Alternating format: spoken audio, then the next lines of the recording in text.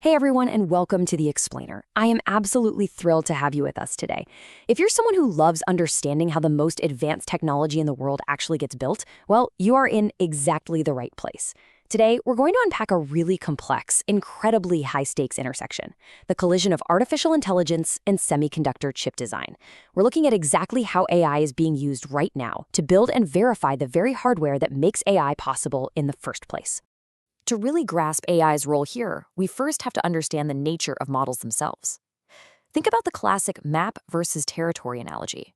A subway map is a model, right? It's not geographically perfect. It literally bends the actual shape of the city just to make the transit lines readable. It sacrifices perfect physical detail for speed and efficiency.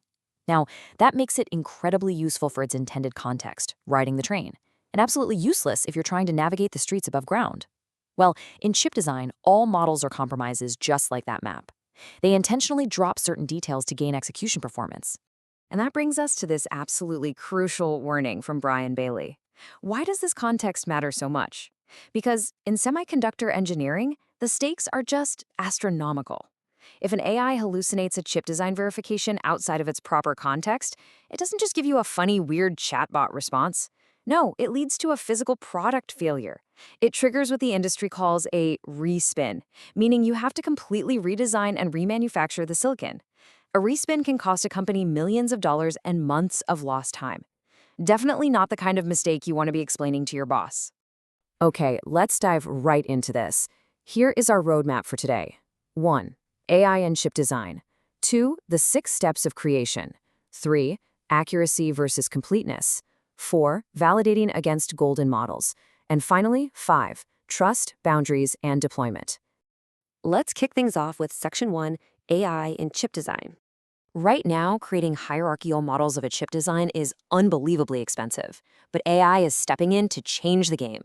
Tools like Synopsys' DSO.ai and Cadence's Cerebrus are actually using reinforcement learning to optimize chip layouts. Essentially, they run trials on a design model. They measure the power, performance, and area, which is basically the holy grail of PPA and chip design. And then they use that data point to learn and choose better tool settings for the very next trial. But AI isn't stopping at stable physical implementation. It's aggressively targeting unstable moving targets like design verification, trying to hunt down massive errors long before a chip is ever manufactured. So how are these AI models actually built from the ground up? Let's move to Section 2, the 6 steps of creation. Before we look at the actual steps, you absolutely need to know this term, the golden model. This is your anchor. A golden simulation is a highly trusted, ground truth reference. Think of it as the ultimate gold standard that generates the hyper-accurate sample data we use to train and validate any new AI model. Without this golden model firmly anchored in place, you are essentially flying blind. All right, let's see how this builds into the actual engineering workflow. Mihir Arora proposes this 6-step factory assembly line for model creation. Notice how step 1 kicks off the whole thing, define scope and context. Knowing exactly how and when the model is going to be used up front is absolutely paramount. It dictates whether you need to spend the massive engineering effort to deliver a complete Verilog model or if a much simpler one will do the trick. So you define the scope, generate reference data from your golden model, produce your AI behavioral model, validate it back against the golden model, refine it, and finally deploy. And this brilliantly illustrates just how messy the real world is. The AI isn't learning from neat, tidy data sets. It's sifting through a massive, chaotic variety of real-world electronic design automation data.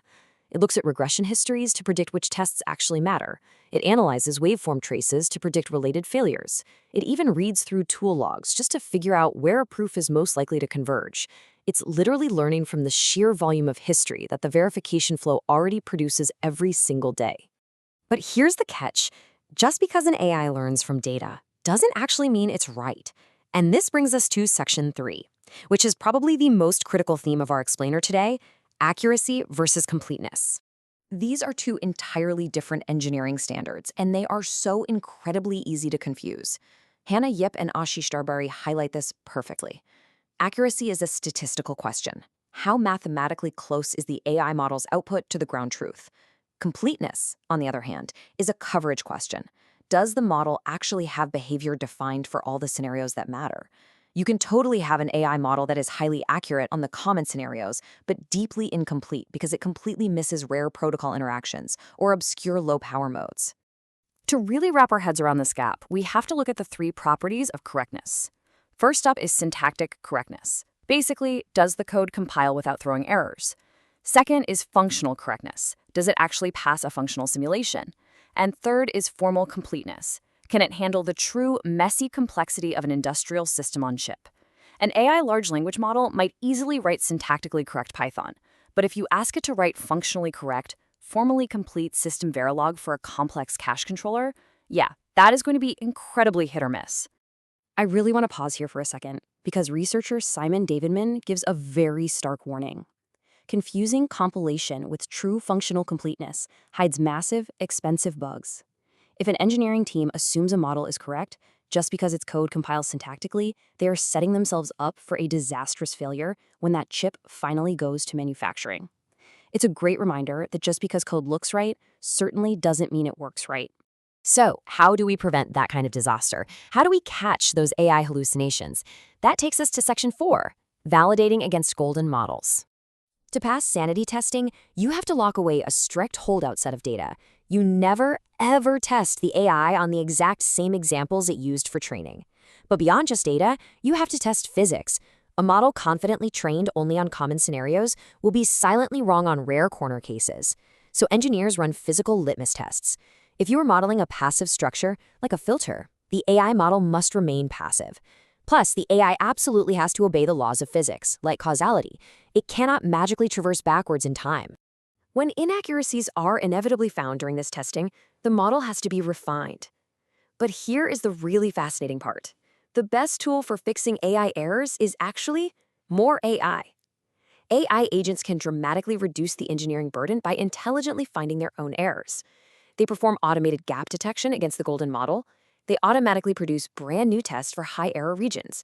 Through active learning, the AI intelligently selects the next simulation point to maximize information gain, continuously iterating and self-correcting without a human engineer constantly having to hold its hand. Once the model is refined and tested, it's time to unleash it. Section 5, Trust, Boundaries, and Deployment. In this field, an AI model's reliability is completely bounded by its training data. So to safely deploy it, engineers literally have to map exactly where the AI's certainty ends and its uncertainty begins. This requires strict tagging of models with guaranteed properties. It requires deliberate boundary probing exercises on novel design patterns. Interestingly, the industry is also moving toward watermarking AI-generated content, which is such a smart modern solution. Teams need crystal clear documentation of what was human-authored versus what was AI-generated so you can authenticate the data right at the source.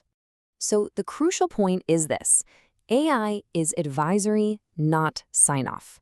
These AI models are incredibly intelligent assistants. They can recommend regressions, prioritize tests, and guide your overall strategy. But they are never, ever allowed to declare closure on their own. They are not the final authority on whether a chip is actually ready to be manufactured. Which naturally leads us to ask a pretty massive question. If AI is just advisory, how do we actually govern it when designing safety-critical chips? You know, the chips that go into our cars, our medical devices, our servers. How do we firmly implement those boundaries? Well, Ashish Darbari points out that the ultimate safety net is keeping AI inside a bounded decision loop, where simulation, formal results, and trusted golden models absolutely remain the final authority. AI is transforming chip design at breakneck speed, for sure, but it operates in a strict cage of engineering truth. But as these AI models become increasingly autonomous, fixing themselves and running infinitely faster than their human creators, how long will it be before the AI decides it no longer needs the cage? Thank you so much for exploring this with me today, and keep learning.